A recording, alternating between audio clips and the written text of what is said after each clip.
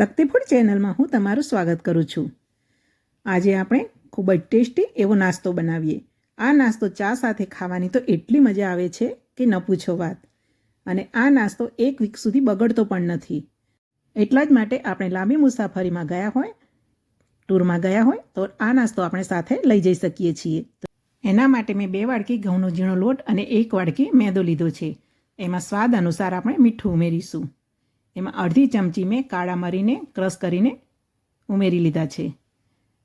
હવે એમાં પોણી ચમચી જેટલું શેકેલું જીરું મેં ખાંડી લીધું છે તે ઉમેરી લઈશું અને 5 ચમચી જેટલી હળદર ઉમેરીને મિક્સ કરી લઈએ। હવે એમાં આપણે મોણ ઉમેરવાનું છે। મોણ માટે 1 ચમચો તેલ ઉમેર્યું છે અને 1 ચમચી મેં ઘી ઉમેર્યું છે। હવે મોણ બધા જ લોટમાં લાગી જાય એ રીતે હાથ વડે મસળીને સરસ રીતે મિક્સ કરી લઈશું। હવે એમાં થોડું થોડું પાણી ઉમેરતા જઈશું અને પરાઠા કરતાં થોડો કઠણ એવો લોટ બાંધી લઈશું। આ રીતે મસળીને આપણે લોટ બાંધી લઈશું। હવે આપણે 2 હાથ વડે સરસ મિક્સ થઈ જાય એ રીતે લોટ બાંધી લઈશું। આ રીતનો આપણે લોટ બાંધવાનો છે, પરાઠા કરતાં થોડો કઠણ।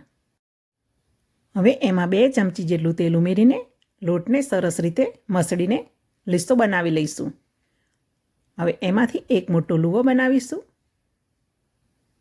2 હાથની હથેળી વડે સરસ રીતે પ્રેસ આપીને આપણે એનો લુવો બનાવી લઈશું। હવે પાટલી ઉપર થોડો સૂકો લોટ મૂકી દઈશું અને આપણે મોટી રોટલી વણી લઈશું। સૂકા લોટમાં મેદો પણ મૂકી શકાય છે, ચોખાનો લોટ પણ મૂકી શકાય છે। હવે બહુ જાડી નહીં અને બહુ પાતળી નહીં એવી રોટલી વણી લીધી છે। હવે એની ઉપર આપણે થોડું તેલ અથવા ઘી લગાવી લઈશું। તેલ પણ લગાવી શકાય અને ઘી પણ લગાવી શકાય છે। હવે થોડો સૂકો લોટ સ્પ્રિંકલ કરવાનો છે।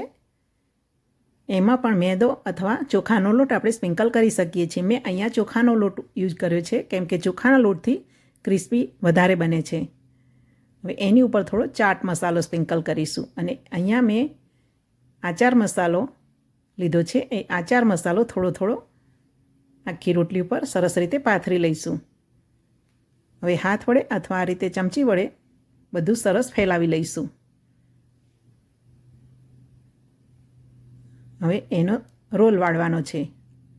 આ રીતે રોલ આપણે વાળી લઈશું।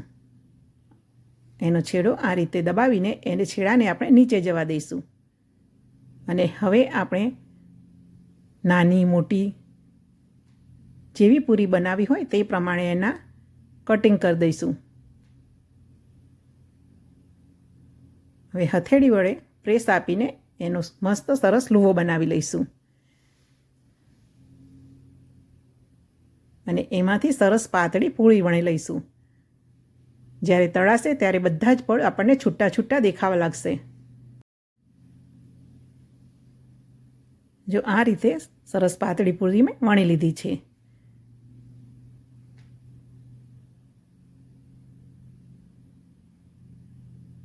નાની મોટી આપણને મનપસંદ પૂરી આપણે વણી શકીએ છીએ।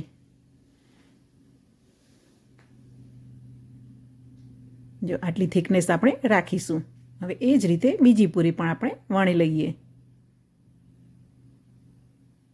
આમાં આપણે આચાર મસાલો ઉમેરીએ છીએ અને ચાટ મસાલો પણ ઉમેરીએ છીએ જેનાથી નાસ્તો ખૂબ જ ટેસ્ટી લાગે છે।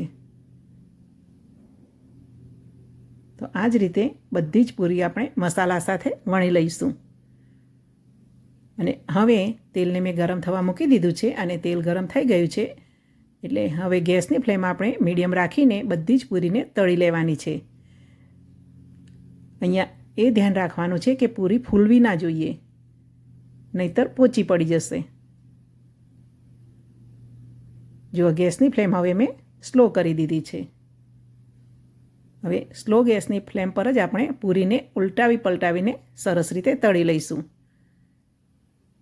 પૂરી સરસ ક્રિસ્પી થઈ જાય અને થોડો કલર બદલાવા લાગે એટલે એને હવે આપણે એક વાસણમાં લઈ લઈએ।